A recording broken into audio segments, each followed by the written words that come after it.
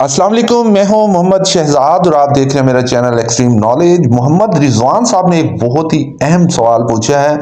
कहते हैं अस्सलाम वालेकुम dear brother, I am private school owner. तो क्या मैं अपना खुद का एक्सपीरियंस सर्टिफिकेट अपने स्कूल का साइन स्टैम्प यूज़ करके बना सकता हूं?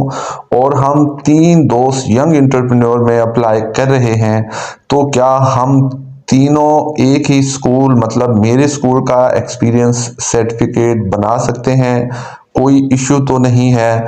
देखें, अगर तो आप स्कूल के ऑनर हैं, प्राइवेट स्कूल के ऑनर हैं, देन आपको प्राइवेट स्कूल की जो ऑप्शन है उसको आपने देखना है, उस तरह से आपने अप्लाई करना है, क्योंकि इस दफ़ा फेज़ 2 में जो है वो प्राइवेट स्कूल ऑनर्स को भी ऑप्शन दी गई है कि वो भी अप्लाई कर सकते हैं। पेप स्कूल ऑनर भी कर सकते हैं और प्राइवेट स्कूल ऑनर भी कर सकते हैं। उसकी जो है वो मास्टर डिग्री